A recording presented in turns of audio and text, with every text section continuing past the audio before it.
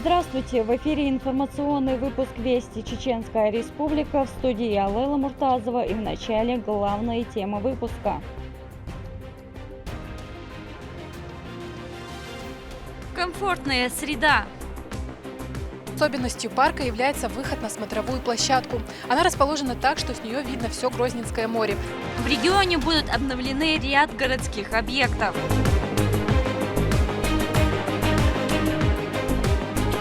Символ городского края.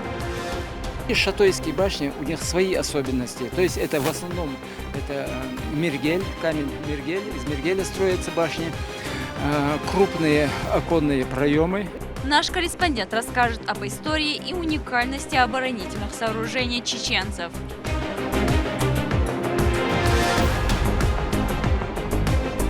Чеченский медик спас жизнь человеку во время ДТП.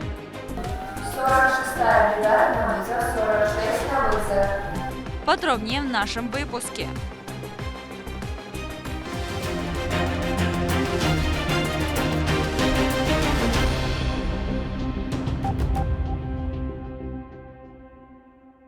Чеченскую республику с дружественным визитом посетил глава Республики Татарстан Руслан Минниханов. В аэропорту Грозного уважаемого гостя встретил лично Рамзан Кадыров. У руководителей братских субъектов состоялась содержательная встреча в неформальной обстановке, на которой обсудили ряд актуальных вопросов, обменялись мнениями по различным проблемным направлениям и наметили пути дальнейшего взаимовыгодного сотрудничества. Жители Чеченской Республики участвуют во всероссийском онлайн-голосовании по выбору объектов для благоустройства в рамках национального проекта «Жилье и городская среда». От субъекта на платформе выставлено 36 территорий. Сколько человек приняло участие и за какое сооружение отдают свои голоса, расскажет Валентина Гусевская. Парк в поселке Алды открыли осенью прошлого года в День города. Уже в этом сезоне он стал неотъемлемой частью жизни горожан и гостей региона. Приходят в это место отдохнуть от суеты, насладиться свежим воздухом и природой. Оценили недавно благоустроенную территорию как взрослые, так и дети. Я здесь первый раз. И мне тут очень нравится. Но мне здесь отлично. Хорошо, воздух свежий, море. Город у нас стал на всем Северном Кавказе показательным, чистым, образцовым. Вот сделали нам парк. Парк, можно сказать, эксклюзивно красивый, приятный, чистый.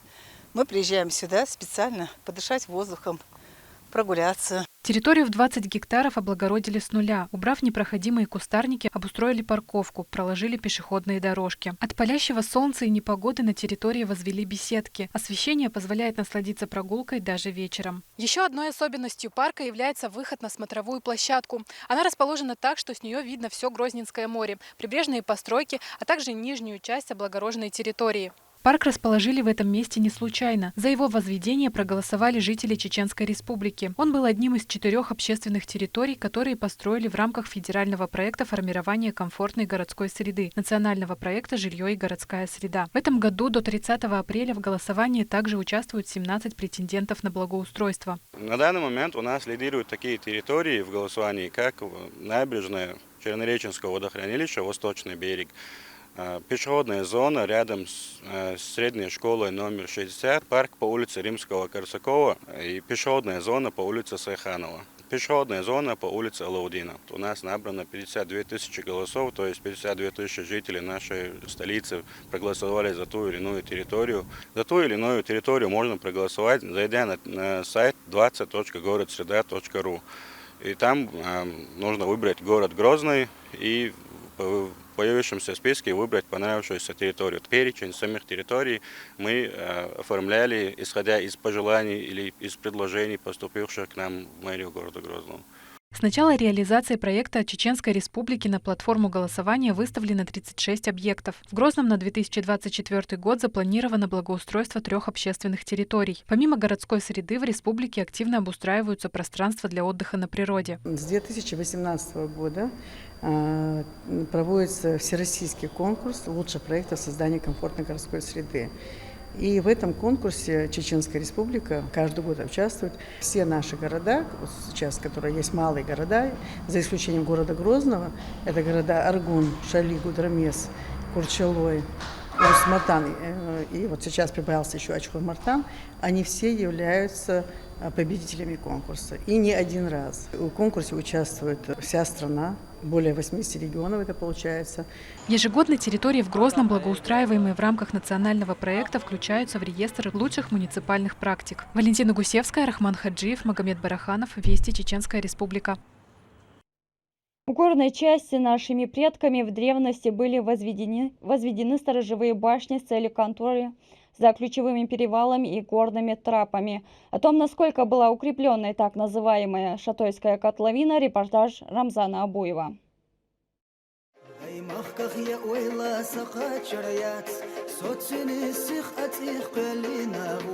Этот величественный свидетель эпох виден издали. Юкирчкилойская боевая башня возвышается на треугольном холме с крутыми склонами верхней террасы реки Верди-Ахк. Сложенная из камня мергеля и песчаника на глинисто-известковом растворе с добавлением соломы, она завораживает своей брутальной изящностью. Вообще шатойские башни, у них свои особенности. То есть это в основном это мергель, камень мергель. Из мергеля строятся башни. Крупные оконные проемы – это шатойские башни. Я не говорю о завершенной чеченской башенной архитектуре. Изящная, завершенная такая архитектура, очень красиво. Но здесь учитывать следует такие моменты, что используется камень обработанный, слабо обработанный или очень хорошо обработанный камень. Но неизменным всегда остается фортификационное решение на этих башнях. Официальная датировка башни относится к XIV-XV векам. Перекрытия между этажами поддерживаются балками, опирающимися на выступающие из углов камни, заложенные еще на стадии строительства. Окрестности на несколько километров осматриваются с 4 машикулей, расположенных на 5-м этаже. В полевых условиях мы обнаруживаем здесь и другие башни, которые основания других башен. То есть здесь в этом ущелье были многочисленные башни. Шатой был действительно ощетинившись этими башнями. Шатой действительно ждал неприятеля из равнины. Очевидно, что сигнальная система передавала во все дальние селения о том, что надвигается враг. Адольф Бирже говорит, что даже в середине 19 века сигнальная система горцев работала. Из этого места прекрасно виден хребет Бандук. В древности горцы бассейна реки Шара-Аргун по сигналу Великой башенной системы собирались на окраинах селений Ханикали и Маршкел, где находится наиболее удобный путь на хребет, и за несколько часов выходили на Чеченскую равнину и Ханкальское ущелье, чтобы противостоять врагу. С тех времен он носит название, которое в переводе с чеченского означает «войсковой хребет». За нашей спиной вы видите небольшое село Югашкилой.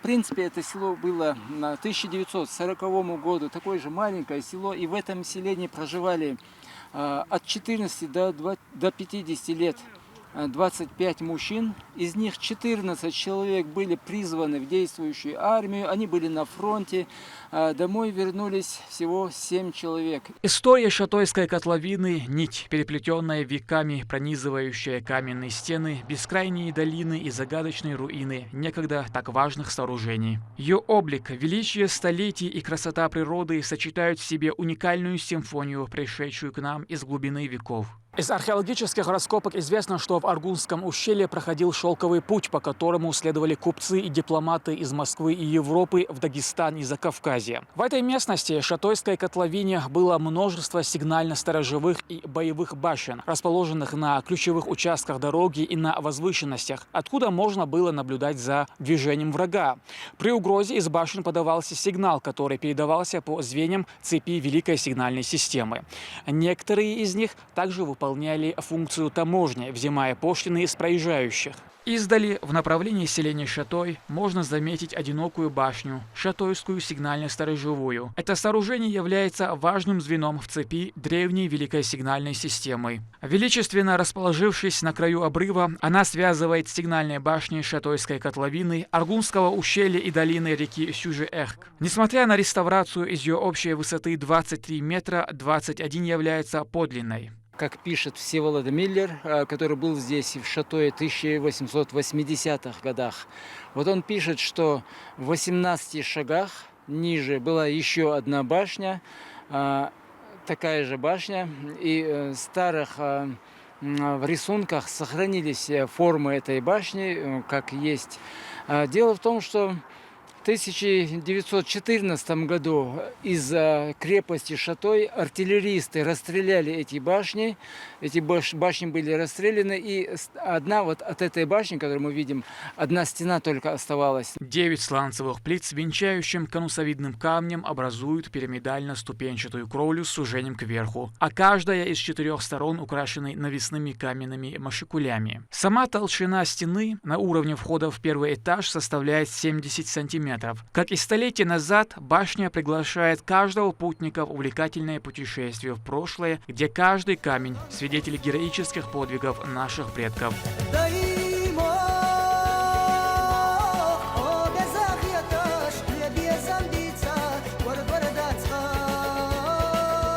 Рамзан Абуев, Саидамин Мусаев, Руслан Магомадов, Вести, Чеченская Республика.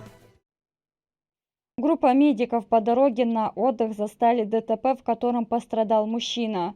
Один из фельдшеров, Турпал Али Исламов, оказал пострадавшему первую медицинскую помощь и смог сохранить ему жизнь до приезда врачей.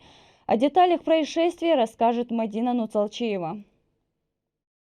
Быть хорошим фельдшером – это тяжелый труд, и может стать только ответственный и доброжелательный человек, для которого важно благополучие людей. Он должен обладать такими качествами, как терпение, выносливость, бескорыстность и принципиальность. Медики Чеченской Республики во главе с нашим героем сегодня смело могут себя таковыми назвать.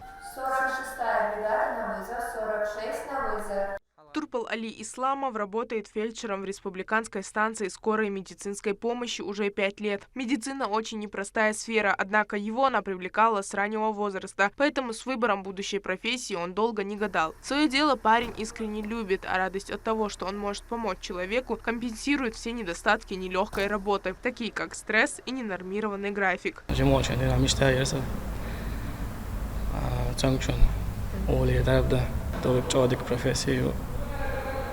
هوندالج ميتشانا أنا وسط ده حديل حلوة ديل يدو لوري يدو وسط. В день у нашего героя бывает по 10-15 выездов, однако прийти на помощь медицинские работники готовы в любой момент, как это и случилось с Турпалом Али. Находясь на отдыхе с друзьями, он стал свидетелем ДТП. Не растерявшись в экстренном порядке, им была оказана первая неотложная помощь пострадавшему, что помогло последнему продержаться до приезда скорой. О своих заслугах он говорит скромно, не акцентирует внимание на том, что до этого в подобных ситуациях не оказывался.